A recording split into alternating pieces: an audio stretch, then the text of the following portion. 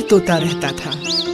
उसके 2 छोटे छोटे बच्चे थे जो देखने में बिल्कुल एक जैसे लगते थे। एक दिन जब मम्मा तोता खाना लेने गई, एक शिकारी धीरे से उस पेड़ पर चढ़ा और घोंसले से उसने दोनों बच्चों को उठा लिया। और जब उनको झोले में डाल रहा था, एक तोता तो उड़ गया, पर दूसरे को उसने झोले में डाल लिया और अपने घर ले गया। वहां से एक साधु महात्मा जा रहे थे। उन्होंने बड़े प्यार से उसे उठाया और अपने आश्रम ले। इस तरह दोनों तोते बड़े हो गए, एक तोता शिकारी के साथ और दूसरा साधु महात्मा के साथ आश्रम में पलने लगा। बहुत दिन बीत गए बच्चों। एक दिन एक राजा उस जंगल से गुजर रहा था। उसे एक आवाज सुनाई दी, मालिक मालिक, आप तीर कमान उठाकर इस आदमी को तुरंत मार डालो। राजा ने अपनी गर्दन घुमाई और देखा, अरे यह तो तोता था।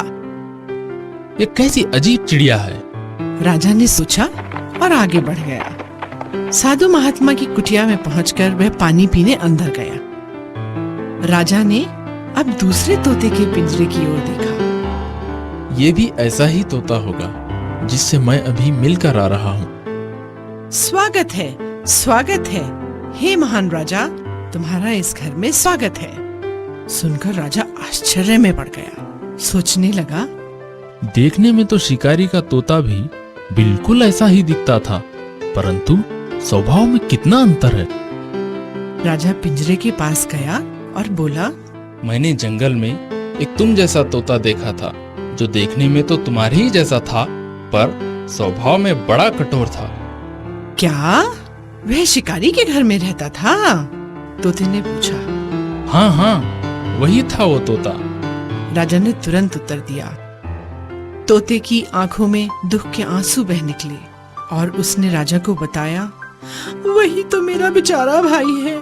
हम दोनों एक ही घोंसले में रहते थे। एक दिन जब मेरी माँ दाना चुगने गई हुई थी, एक शिकारी ने हम दोनों भाइयों को अपने जाल में फंसा लिया।